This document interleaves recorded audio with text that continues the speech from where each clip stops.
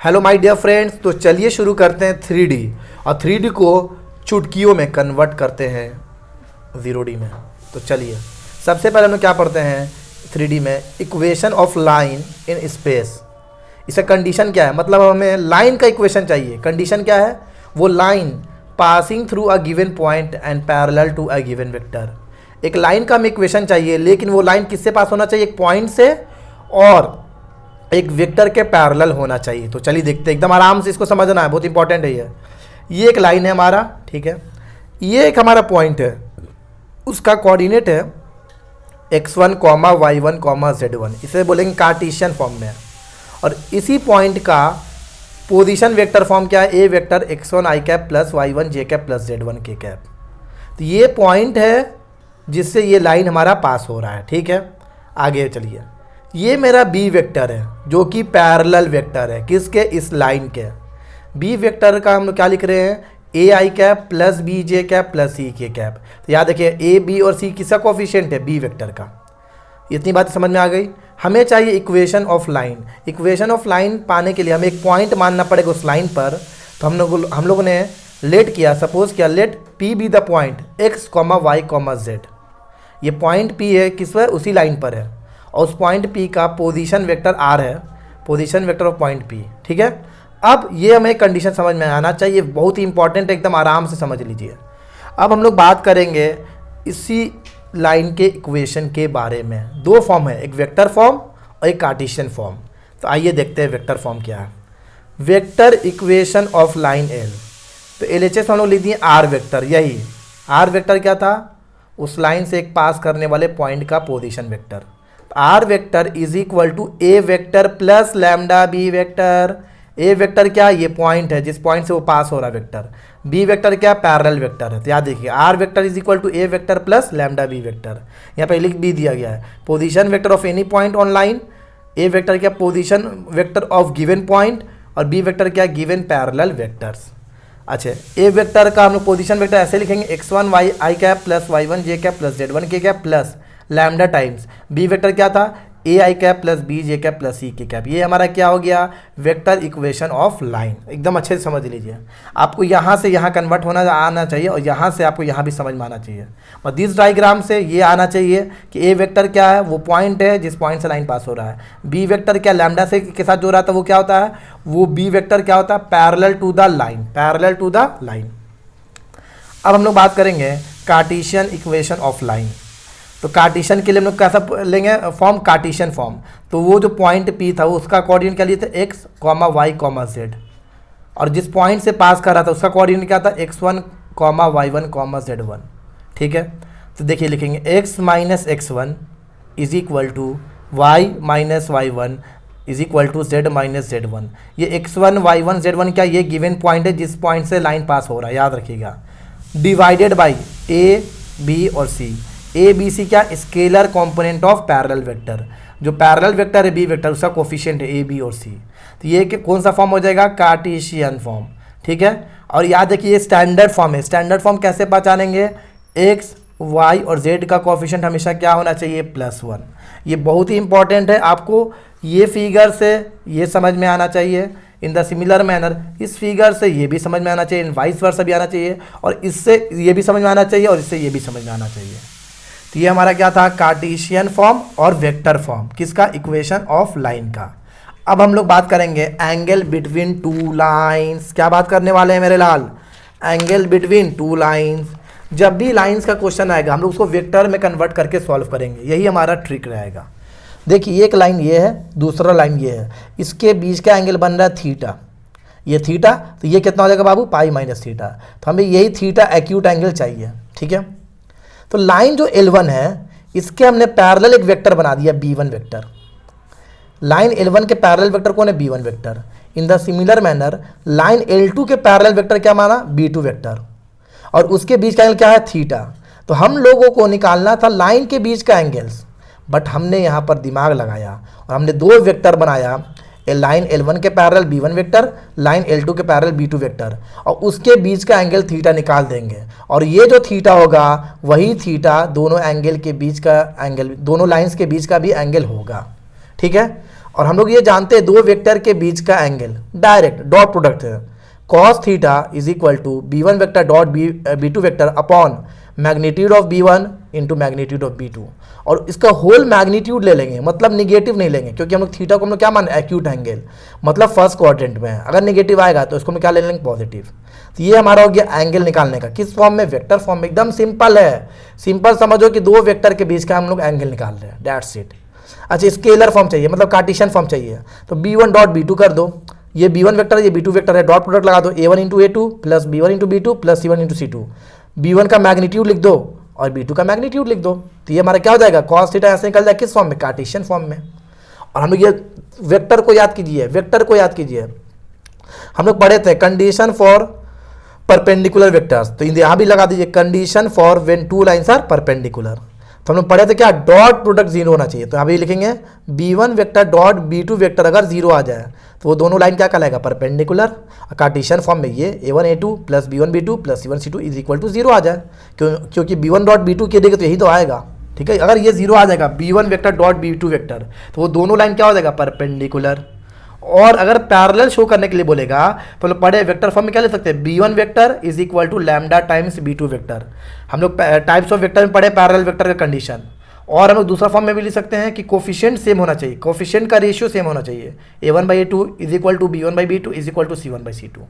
तो ये हमारा था एंगल बिटवीन टू लाइंस। तो एंगल बिटवीन टू लाइंस के लिए क्या ट्रिक है, हम लोग दो वेक्टर के ही बीच का एंगल निकाल देते हैं, ओके। अब हम लोग द मोस्ट इंपॉर्टेंट वन, जो कि हर साल आता है क्वेश्चन, जिसका नाम है shortest distance between two lines.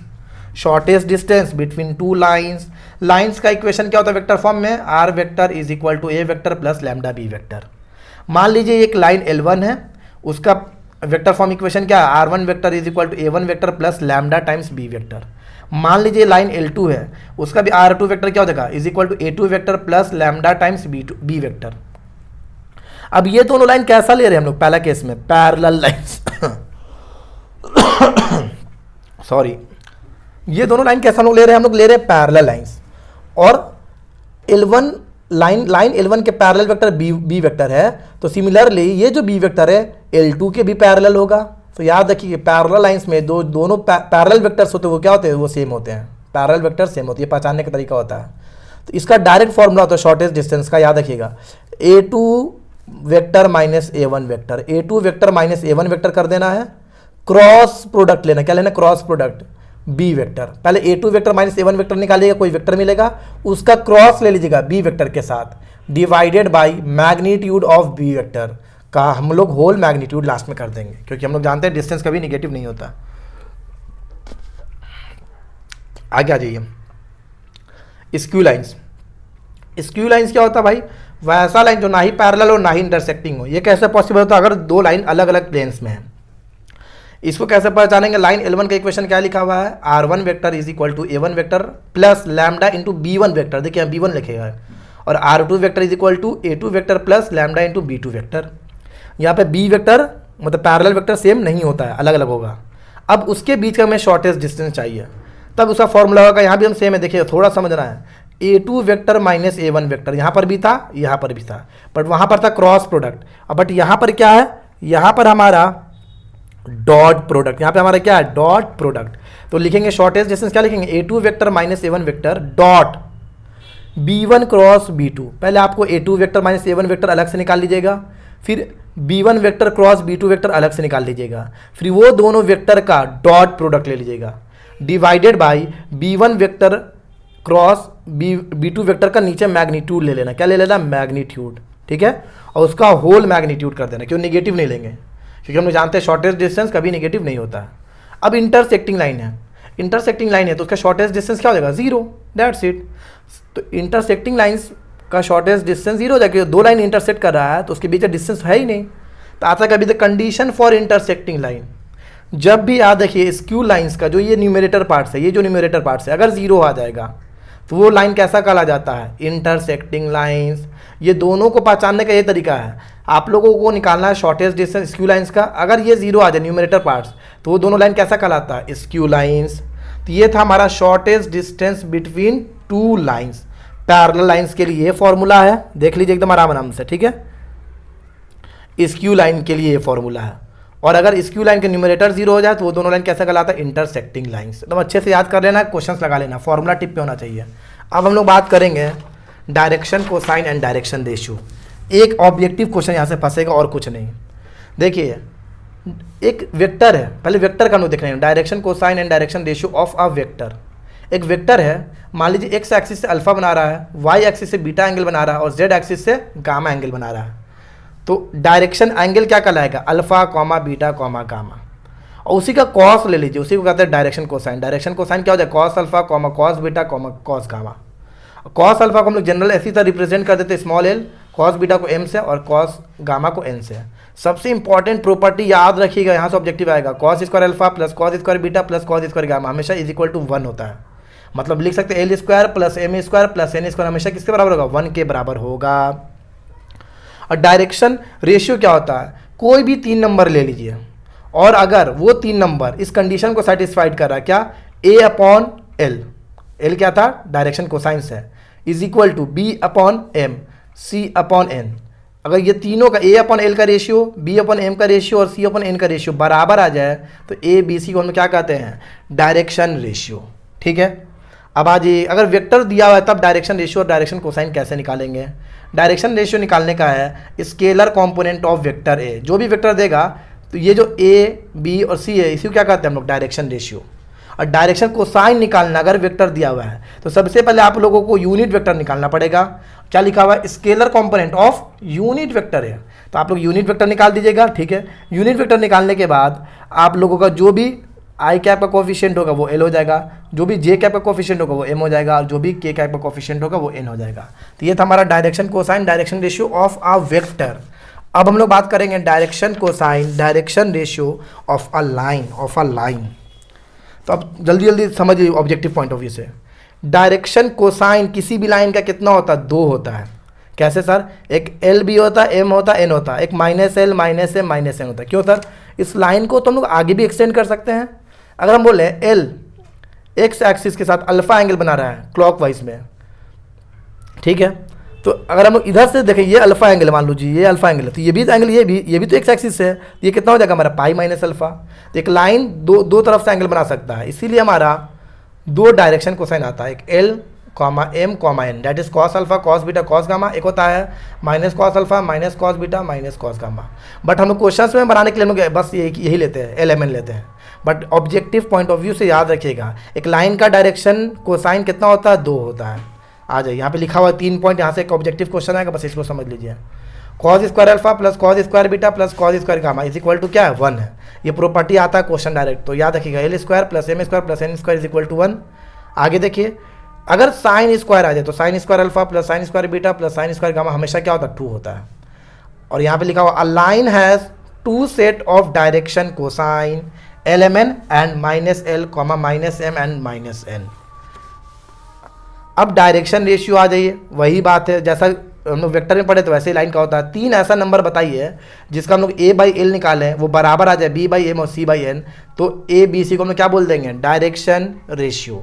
और किसी भी लाइन का बस ऑब्जेक्टिव के लिए याद कर लीजिए इनफाइनाइट डायरेक्शन रेशियो होता है, इनफाइनाइट डायरेक्शन रेशियो होता है। ठीक है, अब हम लोग बात करेंगे very very important last point, बहुत इंपॉर्टेंट है। अगर हमें किसी लाइन का डायरेक्शन कोसाइन दे दिया है या डायरेक्शन रेशियो दे दिया है तो उसका अपोजिट कैसे निकालेंगे? मान लीजिए डायरेक्शन रेशियो दिया हुआ, देखिए लिखा हुआ direction ratio A comma B comma C दिया हुआ है, तब डायरेक्शन कोसाइन कैसे निकालेंगे? A upon root under A square plus B square plus C square कर देंगे, comma B upon root under A square plus B square plus C square कर देंगे, comma C upon root under A square plus B square plus C square कर देंगे। ये कब use करेंगे? जब डायरेक्शन रेशियो दिया रहेगा, डायरेक्शन कोसाइन पूछेगा।